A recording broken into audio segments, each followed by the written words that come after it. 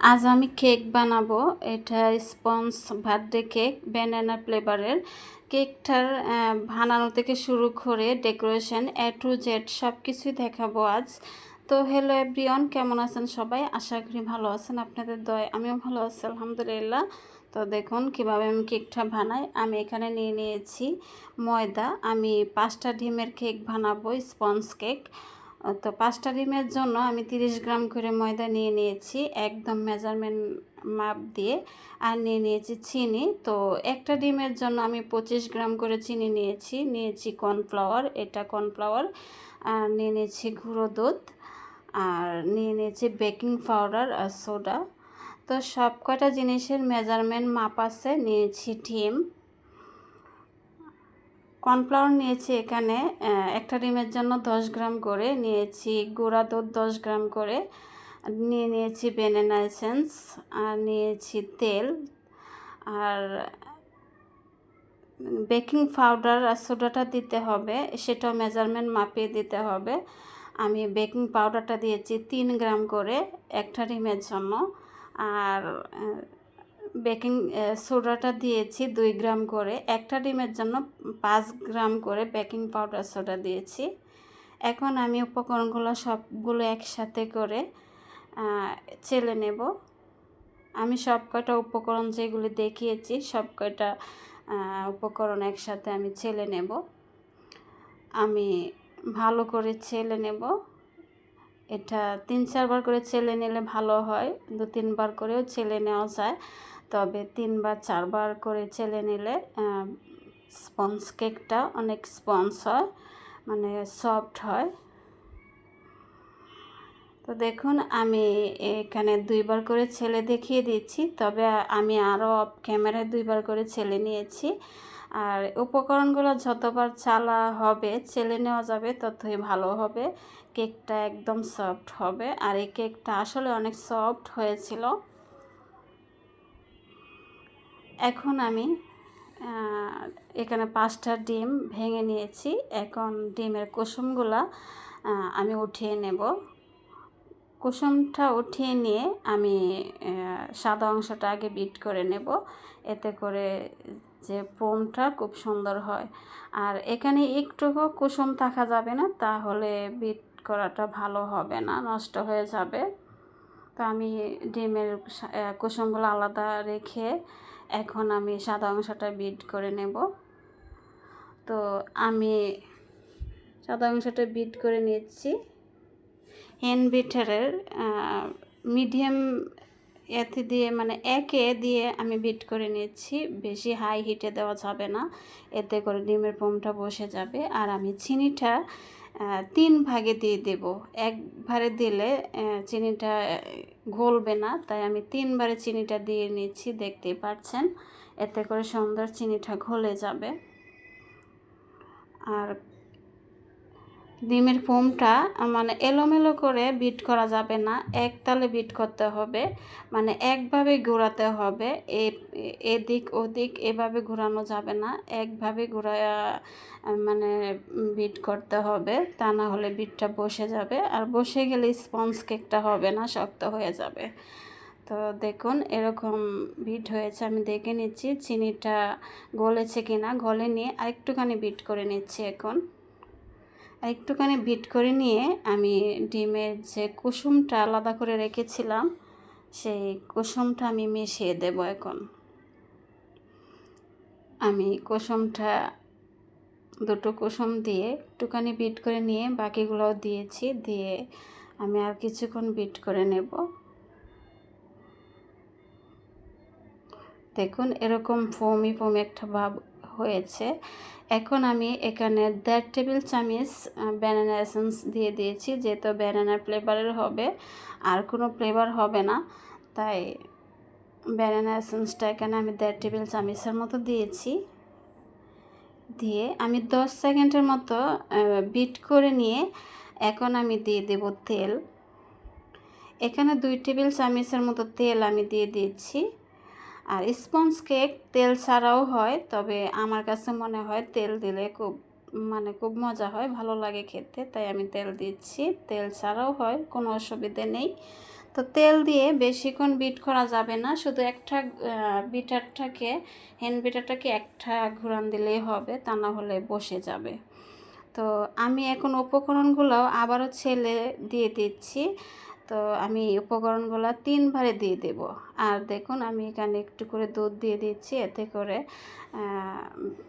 বেটারটা ভালো হবে আর কি। তো আমি 3 বারে দেখতেই পাচ্ছেন, একবারে দেওয়া যাবে না, দলা পাকিয়ে যাবে, দলা পাকিয়ে গেলে কেকটা ভালো হবে না, গুটি গুটি পাকিয়ে যাবে। আর দেখুন আমি কীভাবে আস্তে আস্তে মিশিয়ে নিচ্ছি, এটা এলো পাতালে গুঁড়ানো যাবে না, খুব আস্তে আস্তে করে আলতো হাতে মিশিয়ে নিতে হবে আর একভাবে গুঁড়াতে হবে। দেখুন আমি কিন্তু একভাবে গুঁড়িয়ে নিচ্ছি, কোনো এলো পাতারে ঘোরাচ্ছি না, এভাবেই মানে স্পঞ্জ কেকের ব্যাটারটা গুলিয়ে নিতে হবে একদম আলতো হাতে। আমি যেহেতু ভিডিও করছি, ভিডিও করার সাথে একটু ফাস্ট করে দিয়েছি, তা না হলে ভিডিওটা লম্বা হয়ে যাবে। আমি যেভাবে ফাস্ট দেখাচ্ছি আসলে এভাবে ফাস্ট করিনি, আমি একটু টেনে টেনে দেখাচ্ছি, তা না হলে ভিডিওটা লম্বা হয়ে যাবে, কেউ দেখতে চাবে না। তাই আমি আরও আস্তে করে আমি ব্যাটারটা গুলিয়ে নিয়েছি। একদম আলতো হাতে মানে গুলাতে হবে, এই স্পঞ্জ কেক এভাবে গুলাতে হবে। তো দেখুন আমি কীভাবে গুলিয়ে নিচ্ছি।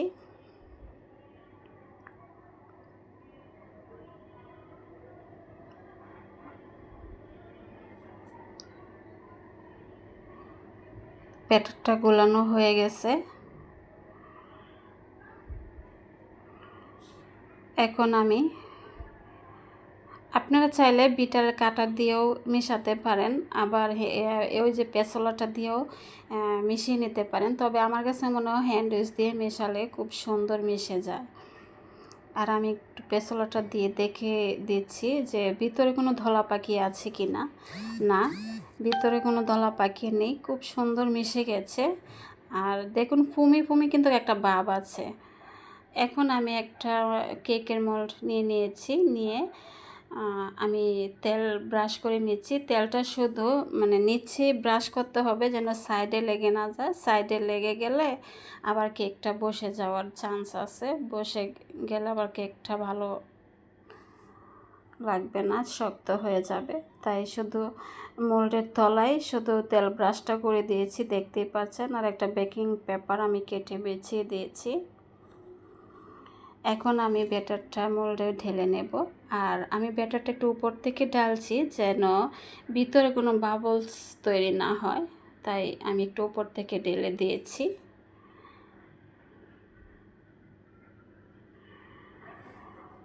দিয়ে একটা স্টিক কাঠি দিয়ে আমি একটু ঘুরিয়ে ঘুরিয়ে যেন ভিতরে কোনো বাবলস না থাকে সেটা আমি বের করে নিচ্ছি ঘুরিয়ে ঘুরিয়ে দিয়ে। এখন একটু টেপ করে নেব, দেখুন এভাবে 3-4 বার টেপ করে নিলে ভিতরে যদি কোনো বাবলস থাকে সেটা বের হয়ে যাবে। দেখুন বের হয়ে যাচ্ছে, কত সুন্দর বের হয়ে যাচ্ছে। এখন আমি চুলায় বসিয়ে দিচ্ছি, এটা কেকটাকে আমি চুলায় বেক করে নেব। আমি চুলায় একটা হাঁড়ি বসিয়ে দিয়ে আমি 10 মিনিটের মতো হিট করে নিয়ে আমি 40 মিনিট লেগেছিল কেকটা বেক হতে। 40 মিনিট পর দেখুন আমি ঢাকনাটা উঠিয়ে দেখিয়ে দিচ্ছি কত সুন্দর বেক হয়েছে। আর এত ফুলেছে দেখুন, একদম উতলে পড়ে গিয়েছে, এতটাই ফুলেছে। এখন আমি ডেকোরেশন করে নেব। তো দেখুন এতটা সফট হয়েছে, আমি কাটার সময় একদম ভেঙে ভেঙে গেছে, এতটাই সফট হয়েছে। আর আমি ক্রিমটা বিট করা দেখাইনি, এমনিতেই ভিডিওটা অনেক লম্বা হয়ে গেছে, তাই ক্রিমটা বিট করা দেখাইনি। আমি উপরের যে অংশটা আমি নিচে দিয়ে দিচ্ছি, আর উপরের অংশটা একটু এক সাইড মোটা এক সাইড পাতলা হয়েছে, তাই আমি ওই আরেকটা কেকের স্লাইস থেকে একটু কেটে আমি সমান করে দিয়ে দিচ্ছি, কোনো অসুবিধা নেই, আমি সমান করে দিয়ে দিচ্ছি। আর খুব সুন্দর একদম সফট হয়েছে, আর দেখতে পেয়েছিলেন যে একদম মোলটা ভরে গিয়েছে, এত সুন্দর সফট হয়েছে কেকটা। তো এখন আমি দেখেন একটু দুধের মধ্যে আমি সুগার সিরাপ বানিয়ে নিয়েছি। আমি দুধটার মধ্যে এখানে 4 টেবিল চামচের মতো চিনি দিয়েছি, দিয়ে আমি সুগার সিরাপ বানিয়ে নিয়েছি। এখন সুগার সিরাপটা দিয়ে আমি ক্রিম দিয়ে এক একটা পার্ট করে আমি দিয়ে দেব।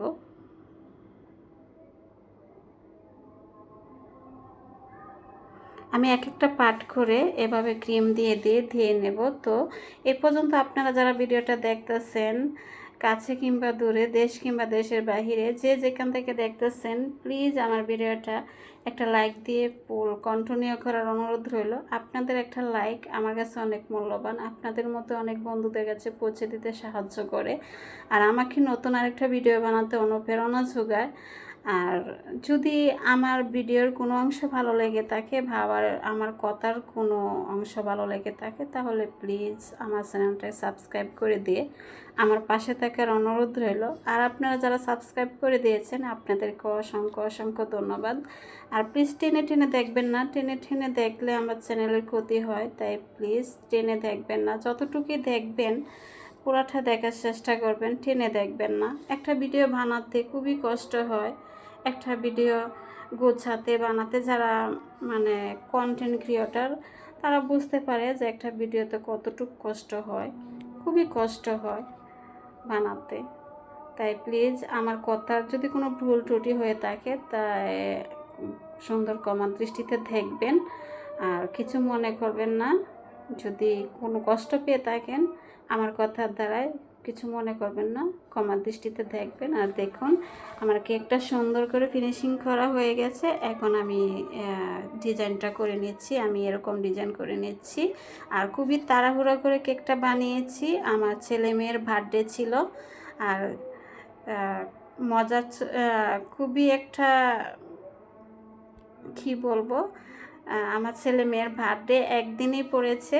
এটা কয়জনের হয় জানি না, তবে আমার বেলা হয়েছে আমার ছেলে মেয়ের বার্থডে একদিনই হয়েছে। ওরা 4 বছরের বড় ছোট, তবে একই মাস একই তারিখে হয়েছে।